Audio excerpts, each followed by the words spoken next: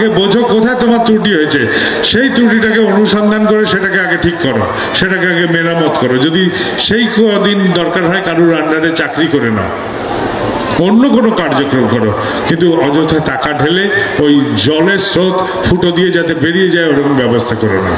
যারা পিতা মাতারা এসেছিলেন সন্তানের বিবাহের প্রশ্ন নিয়ে, তাদের বলি মেয়েকে বলেন শৃঙ্গার শিখতে। শৃঙ্গার মানে শুধু সাজসজ্জা নয়, চলা ফেরা, আদব কায়দা, নিজেকে উপস্থাপনা করা পরিস্থিতির সাথে। এই যে এই প্রক্রিয়াগুলো মেয়েদের শেখানো, ছেলেদের শেখানো তুমি কর্মে যুক্ত হও, কর্ম দিয়েই তোমার পরিচয়, ছেলেদের আর অন্য কোনো পরিচয় নেই। তুমি কিরকম মানুষ, তোমার কর্ম দিয়েই তোমার পরিচয়।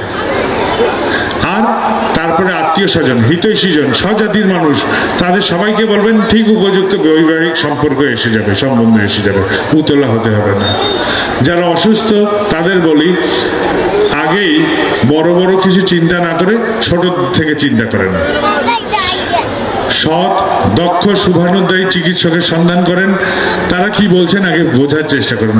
ম্যাড্রাস যেতে হবে, দিল্লি যেতে হবে, কলকাতায় ওইখানে ওই বড় ডাক্তার আছেন ওখানে যেতে হবে, এইসব আগ্রহ আগেই যাবেন না। একটি সাধারণ গল্প বলি। আমার ছোট ভাই আছে বিঙ্কি, তার দপ্তরে কাজ করে একটি ছেলে সহযোগিতা করে। তার পুত্রের এমন এক রোগ হলো, বাচ্চা ছেলে 7-8 বছরের, সে পড়ে পড়ে যায়, সে উঠতে পারছে না, দাঁড়াতে পারছে না। জল জ্যান্ত 7-8 বছরের ছেলে এরকম হয়েছে। তো আমাকে যেই বললো, আমি ওইখানে ওই দপ্তরে একটি ছেলেকে বললাম, দেখতো দেখি ইন্টারনেট খুলে দেখতো, ও যা যা বলছে সেগুলো টেপ, এই রোগের কি বিষয় বলছে বলতো। যে রোগটা নির্ণীত হলো কম্পিউটার থেকে, নেট থেকে যেটা বেরোলো, সেই রোগের চিকিৎসা অ্যালোপ্যাথি মতে নেই। তাহলে শুধু শুধু চিকিৎসা হচ্ছিল অ্যালোপ্যাথি মতে, অ্যালোপ্যাথিতে ওর কোনো চিকিৎসা নেই। আমার এক অত্যন্ত শহীদ শিক্ষক মশাই আয়ুর্বেদিক কলেজের, ভুবনেশ্বরে থাকেন, আমি তাকে খবর পাঠালাম, জিজ্ঞেস করলাম আয়ুর্বেদিক মতে এর কোনো চিকিৎসা আছে? উনি সাথে সাথে আমাকে উপচার জানিয়ে পাঠালেন। দেওঘরের দেওঘর থেকে ওষুধ জোগাড় হয়ে গেল, বাজার থেকে সাধারণ কিছু ওষুধ, আয়ুর্বেদিক ওষুধ, সেই খেয়ে সেই যে দপ্তরে কাজ করে ছেলেটি, তার পুত্র যে ওই কদিন একদম শয্যাশায়ী ছিল, সে খেলে খেলে বেড়াতে শুরু করলো। রোগ নির্ণয় আমি করলাম না, রোগ নির্ণয় যন্ত্র করলো। আপনাদের পরিবারেও যেসব বাচ্চা কাচ্চা ছেলেরা আছে, এগুলো খুব ঘাটতে পারে, তাদের থেকে বলেন তো আমার এরকম হচ্ছে, দেখতো কি রোগ হয়েছে আর এর কি চিকিৎসা। তারপরে ডাক্তারের কাছে যান, ডাক্তারবাবুর সহযোগিতা নেন, দেখবেন যে রোগ এমনি আধা আপনার আয়ত্তে এসে যাবে। আর কি করবেন? আনন্দে থাকবেন। ছোটবেলায় বলতো ভূতের ভয় পেলে রাম রাম রাম রাম বল, তো আমি বলবো আনন্দে আনন্দে থাকেন। যেখানে হতাশা, যেখানে দুঃখ, যেখানে গ্লানি, সেখানে রোগ এসে আগে বাসা বাঁধে, আর যেখানে আনন্দ সেখান থেকে রোগ আগে দৌড়ে পালায়। এটাকে আগে বোঝেন, এটা হচ্ছে প্রথম কথা। আনন্দে থাকা, আনন্দে থাকতে গেলে তো একটা প্রক্রিয়াকে অনুসন্ধান করতে হবে। আমি দুধ দিলাম, বললাম যে এটা থেকে ছানা বানাও তো দেখি, আমি দুধ দিলাম, বললাম যে এটা থেকে ঘি বানাও তো দেখি। আপনি দুধ ধরে যদি বসে থাকেন, সেটা ছানাও হবে না, ঘিও হবে না। তাহলে এই দুধকে কোনো প্রক্রিয়ার মধ্যে নিয়ে গেলে তার রূপান্তর হতে পারে। তাহলে আমার যে জীবন, তা যদি আনন্দ মুখর করতে হয়, তাহলে একটা প্রক্রিয়ার মধ্যে নিয়ে যেতে হবে। শান্তি পাই না কোথাও, তাই বলি আমরা। কেন পাই না? কারণ শান্তিটা একটি গুণ। বিজ্ঞান বলছে, দর্শন বলছে যে এটা একটি মানসিক গুণ। যার মধ্যে আছে সে শান্তি পাবে, যার মধ্যে নেই সে কখনো পাবে না। অঢেল টাকা দেন, অঢেল যশ দেন, অঢেল প্রতিপত্তি দেন, তাও শান্তি সে পাবে না, কারণ তার মধ্যে ওই মানসিক গুণটা নেই। ঠাকুর বললেন যে সব অবস্থায় রাজি, সে এরকম শান্তিতে থাকতে পারে। তাহলে সব অবস্থায় রাজি, তার মানে তো মনটাকে অনেক বড় করতে হবে।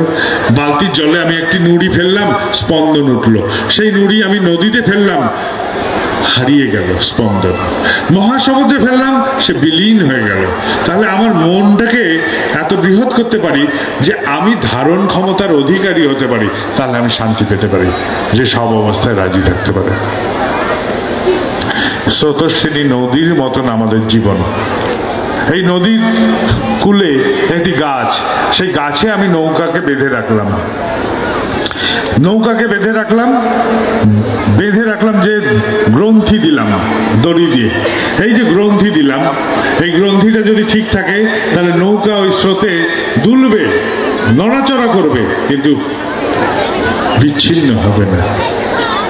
আর যদি ওই গ্রন্থি খুলে যায় তাহলে ওই নৌকা স্রোতস্বিনী নদীতে এগিয়ে গিয়ে সম্মুখে জলপ্রপাত করে বিধ্বস্ত হয়ে যাবে। এটাই হচ্ছে জীবন। এই যে গ্রন্থি, একেই বলা হয় দীক্ষা। কেন দীক্ষা নেব? একটি জঙ্গলের ধারে এক জনপদের রাখাল বালক গরু পালন করতে গিয়ে, ঘাস খাওয়াতে গিয়ে তার গরুগুলোকে ছেড়ে দিয়েছে তৃণভূমিতে ঘাস খেতে খেতে একটি গরু কি করে যেন পথভ্রষ্ট হয়ে জঙ্গলের ধারে চলে গেছে। এই যে জঙ্গলের ধারে তারা চলে গেছে, গরুটা সব গরুকে নিয়ে রাখাল চলে গেল বাড়ি, কিন্তু ওই গরুটা এতই তন্ময় হয়ে গেছে ঘাস খেতে খেতে যে কখন সূর্য এসে ডুবে গেছে, কখন অন্ধকার নেমে এসছে তার খেয়ালই নেই। অন্ধকার নামতেই সাপদ, হিংস্র বাঘ ভাল্লুকের আওয়াজ শুনে সে ভাবলো, ওরে বাবা, এ তো বিপদ হলো ভারী। বাঘ বেরিয়েছিল শিকারে, দেখছে নধরকান্তি একটি গরু, তাড়া করলো গরুকে। গরুও প্রাণ ভয়ে ছুটে গিয়ে পড়লো এক গর্তে। বাঘও তাকে ধরতে গিয়ে পড়লো সেই গর্তে। সেই গর্ত কাদা ভূমিতে ভরা, কাদায় আটকে পড়লো গরু, কাদায় আটকে পড়লো বাঘ হ্যাঁচর প্যাচর করে উঠতে চেষ্টা করছে গরুকে খাওয়ার জন্য, গরু হ্যাঁচর প্যাচর করছে বাঘের হাত থেকে বাঁচার জন্য, কিন্তু কেউ আর কাদা থেকে বেরোতে পারে না। তখন কিছুক্ষণ পরে বাঘ বলল, এই কাদা বেশিক্ষণ থাকবে না, জল টানছে, শুকিয়ে যাবে, আমি যখন উঠবো আগে তোকে খাবো। তাই শুনে গরু হাসতে শুরু করলো। বাঘ বললো, তোর ভয় করছে না? বলে, না, আমার ভয় করছে না, আমার কান খাড়া আছে, আমি শুনছি মাদলের কাঁসরের ঘন্টার আওয়াজ। আমার মালিক আমি বাড়ি ফিরিনি বলে ফেরাতে আসছে, আমাকে তো নিয়ে যাবে। সাথে লোক লস্করও আসছে, মশাল নিয়ে আসছে, সরকি নিয়ে আসছে, বল্লম নিয়ে আসছে, আমাকে তো উঠিয়ে নিয়ে যাবে। তোকে কে বাঁচাবে? আমার তো এক মালিক আছে, আমাকে উদ্ধার করে নিয়ে যাবে, তোকে কে বাঁচাবে? এই জন্য গুরুকরণ আগে দরকার। গুরুই হচ্ছেন ঈশ্বরের সাকার রূপ, তিনি হচ্ছেন আমার প্রিয়।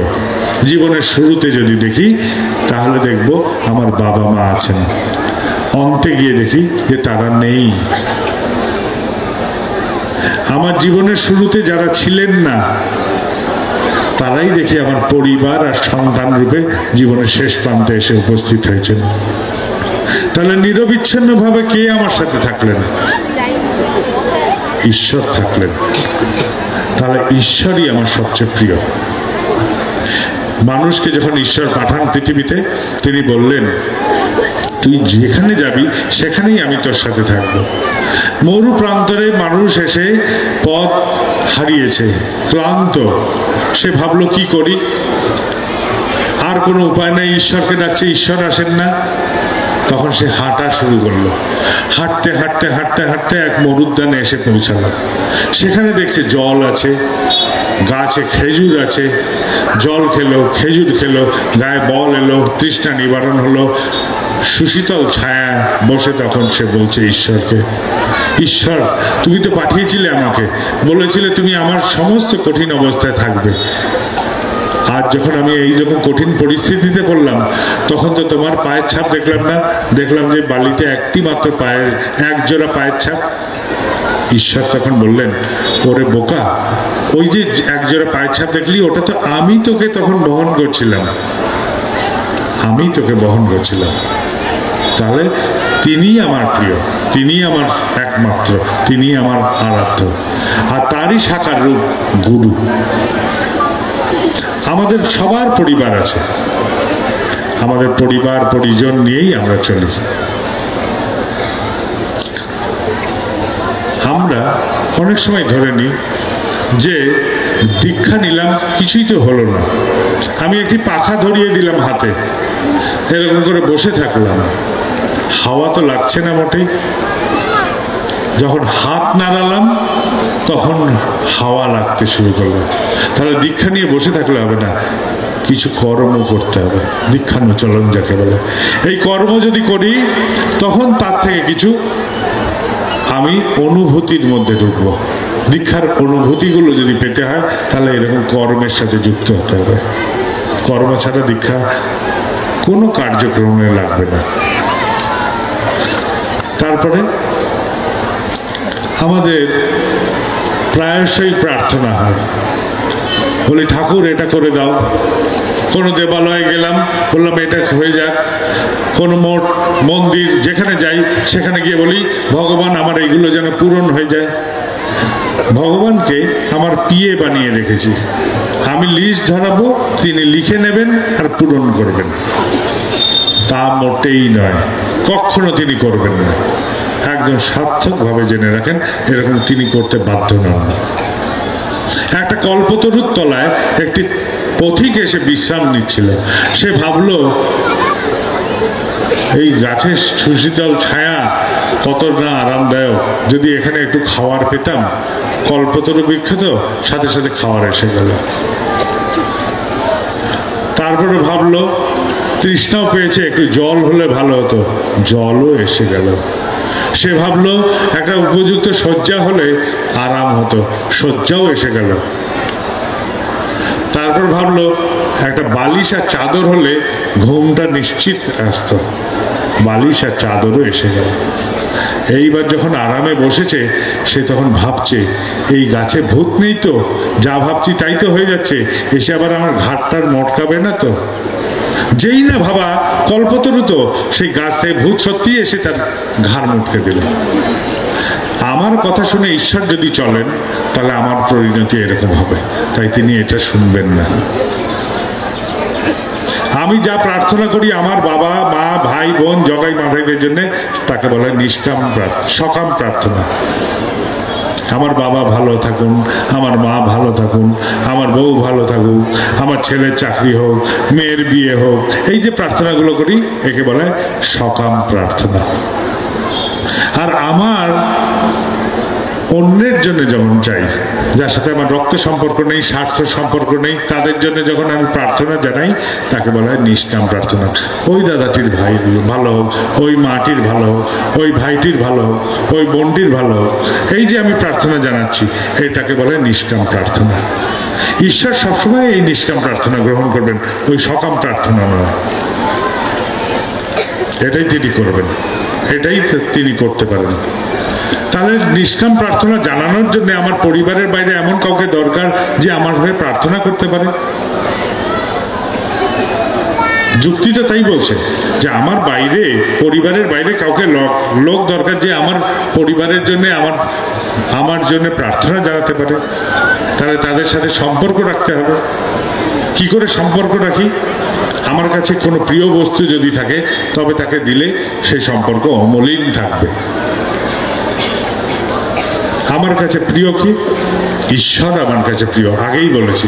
তিনি প্রথম থেকে শেষ অবধি থাকেন। তার সাকার রূপকে আমার গুরু, তিনি হচ্ছেন আমার জীবনের স্বামী, তিনি হচ্ছেন আমার জীবনের সবচেয়ে প্রিয়তম বস্তু। তাই জীবে করে প্রিয় বিতরণ, সেই জন সেবী হচ্ছে ঈশ্বর। জীবে আমার প্রিয়কে বিতরণ করতে হবে। আমি বসে থাকি যদি, ওই পাখা ধরে বসে থাকা হবে, নিরন্তর তার কথা বলতে হবে। পথে ঘাটে রাস্তায় যেখানে পাই, আমার পাওনাদারকে দেখে আমার ভয় পাওয়ার দরকার নেই, সামনে দাঁড়িয়ে যেন ঠাকুরের কথাটা বলতে পারি।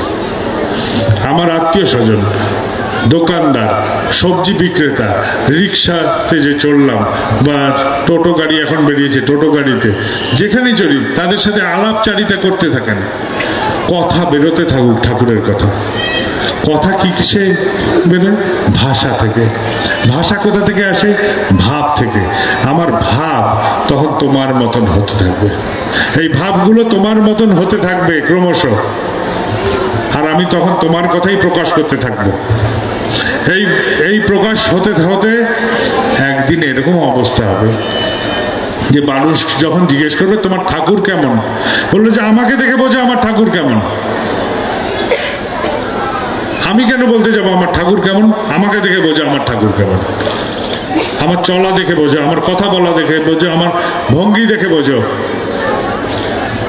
আমাকে আমাকে দেখে অনুভব করো আমার ঠাকুর কেমন, তবে সার্থকতা। এটাই হচ্ছে কায়দা। আগে নিজের প্রিয়কে নিজের আওতায় নিয়ে এসে প্রকাশ করেন।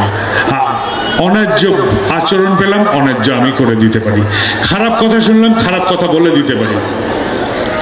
কিন্তু অন্যায্য আচরণ পেলে আমার ঠাকুর এই জায়গাটা কি করতেন সেটা বোঝেন আগে, সেই আচরণটা করার চেষ্টা করেন। সহজ হবে না, বুদ্ধি খাটাতে হবে।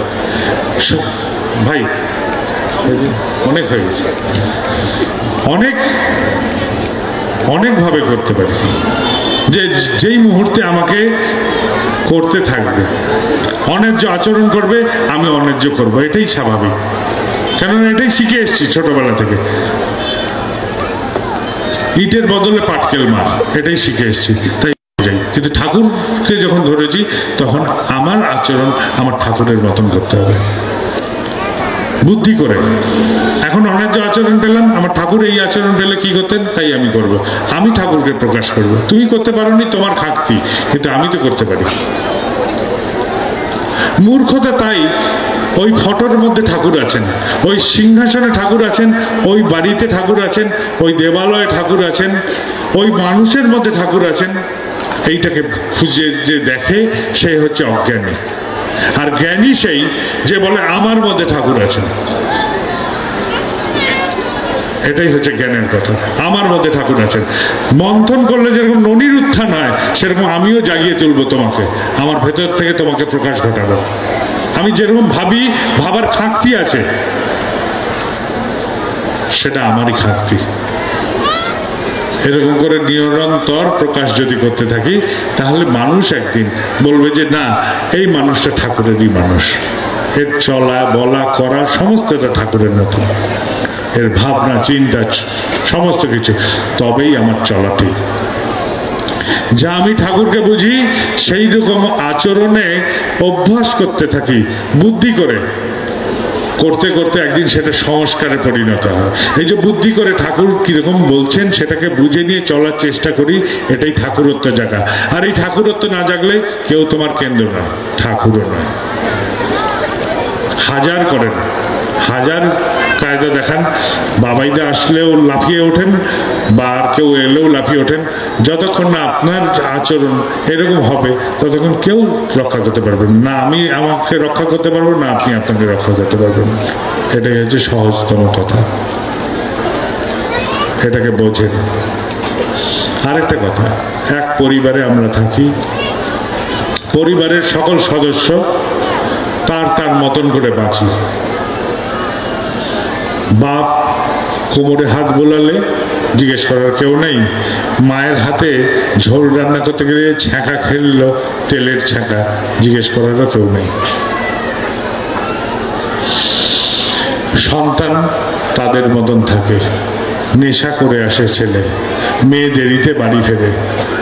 এক বাড়িতে এক পরিবার এরকম সুন্দরভাবে থাকি, সব বিচ্ছিন্ন দ্বীপের মতো, কেউ কারণ নয়, আমি আমার ইচ্ছাতে আমি চলবো।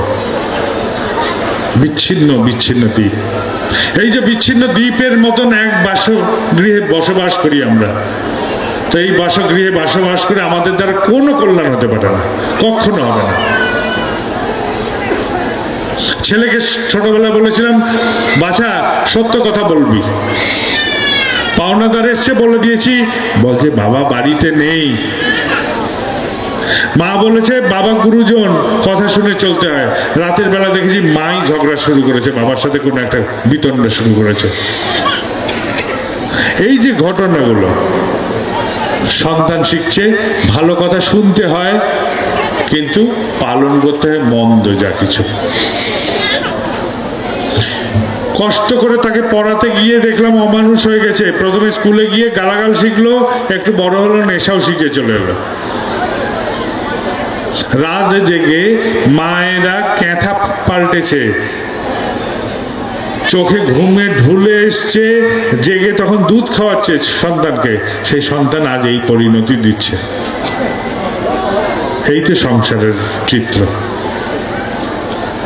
আমি বলি একটা সহজ উপায়। নিত্য রাত্রে সবাই একসাথে ভোজন করেন, ভোজন করে উঠে যাবেন না, হাতটাকে শোকাতে দেন আর গল্প করেন, সারাদিনের সমস্ত গল্প উজাড় করেন, যার কাছে যা আছে সব সদস্যরা। ভোরের প্রার্থনা চেষ্টা করেন সবাই একসাথে উঠতে, উঠে একসাথে ভোরের প্রার্থনা করেন। দেখবেন তখন জিজ্ঞেস করবে তোমার হাতে কি হলো, ছেলে বলবে ওষুধ লাগিয়েছ, মেয়ে এসে হয়তো ওষুধ লাগিয়ে দেবে। আমি যখন বলবো যে বাপকে জিজ্ঞেস করবে স্ত্রী যে তোমার কোমরে কিছু চোট খেয়েছো, মেয়ে জিজ্ঞেস করবে ওষুধ লাগানো হয়েছে, ছেলে এসে মালিশ করে দেবে, এরকম হতে পারে। আর আরেকটা উপায়, গৃহস্বামী নিজেকে না বানিয়ে গুরুকে বানিয়ে দেন। আমার গৃহের স্বামী আমার ঠাকুর, আমি নই রে বাবা। আমার অনেক চাল বেচাল ভুল ভাল হয়, ভ্রান্তি হয়, আমাকে দেখে বিভ্রান্ত হোস না, তোর জীবন চল না এই আমার ঠাকুরকে দেখে চল, তুই এনার মতন হয়ে ওঠ, এনার বলারগুলোর মতন আয়ত্ত কর, তাহলে পরিবারটা রক্ষা পাবে। ওই যে ছেলেগুলো এই ভ্রান্তি শিখেছে, সত্য কথা বলবে, পাওনাদার এলে যখন আমি বলে দিয়েছি যে বল যে বাবা বাড়িতে নেই, এই কথাটা শুনে সে ভেবেছে যে ভালো কথাটা শুনতে হয়, পালন করতে হয় মন্দ। সেই জন্যে আমি যতই শিক্ষা দিতে যাই, যতই যা কিছু করি, ও মৌমাছি না হয় গুয়ে মাছি হয়ে গেছে, সমাজের আবর্জনাগুলোই সে টেনে এনেছে। রক্ষা পাওয়ার জন্য এটাই একমাত্র কৌশল। দেখবে যে পরিবার দানা বাঁধছে। এই পরিবার যদি দানা বাঁধে, ঠাকুর বলছেন মত মাথাতে একটি হয়ে দুটো লিখো এক্সট্রা নেশায় চলে যদি দক্ষ, তাহলে রূপ বেঁকে তাই ভর্দনীয়। তাহলে এইরকম একটা পরিবার সমাজের কোনো কল্যাণ করবে।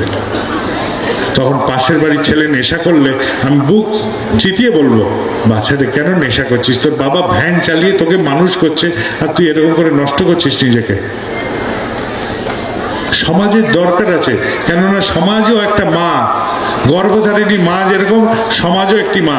আমি সবচেয়ে ভালো স্কুলে দিলেও আমার ছেলে যে ভালো হবে তার কোনো মানে নেই, কেননা ওই সমাজ থেকেই সে যা কিছু শেখার একটা অংশ শিখে আসে। সমাজকে ঠিক করবে, আমরা যদি ঠিক না করি। যদি জিজ্ঞেস করি বাংলাদেশের 10 জন মনীষীর নাম বলো, বিবেকানন্দ, নেতাজি সুভাষচন্দ্র, রবীন্দ্রনাথ, এরকম করে আওড়াতে গেলে দেখা যাবে সব অতীত দিনের মানুষের কথা বলছে। তাহলে বর্তমানে কই? আমাদের সংসার কি এমন অবস্থায় পৌঁছেছে যে সমাজকে দেখানোর মতন, পথ দেখানোর মতন মানুষ খুঁজে পাই না? যাকে বলতে পারি এই তো কেউ কেটে মানুষ, এ তো সমাজকে আলোকিত করছে। সব অতীত দিনের কথা বলি আমরা। বঙ্গভূমির 10 জন কৃতি মানুষের কথা বলুন তো দেখি, সব অতীত দিনের। বর্তমানে কই? সেই মাগুলো কি আলাদা কিছু খেত যা আমরা খাই না? সেই বাবাগুলো কি আলাদা কিছু খাওয়া দাওয়া করতো যা আমাদের সংসারে আমরা বাপেরা খাই না? মোটেই তা না। আমাদের চলার ছকে কিছু ভুল হয়, সেই ভুলগুলো আমি যেটা মনে করি তাই বললাম আপনাদের। ভেবে দেখবেন কথাগুলো যদি যুক্তিগ্রাহ্য হয়। আমি যে কথাগুলো বললাম আমার বিশ্বাসের থেকে বললাম, আমি এরকম করে চিন্তা করি। আমি এরকম করে যদি ভগবান পেতাম, যিনি যাকে ধরলে সব হয়ে যাবে, আমি তাকে ধরতাম না। সেই ভগবানকে ধরতাম যে আমাকে কায়দা, চলার কায়দা দেখিয়ে দিত। সেই ভগবান যে হাত তুলে বলতো যে তোর, আমি বলতাম ছেলের চাকরি হয়ে যাবে, ছুমন্তর হয়ে যায়। মেয়ের বিয়ে ঠিক করে দাও, ছুমন্তর হয়ে যায়। মা অসুস্থ, ঠিক করে দাও, ছুমন্তর হয়ে যাক।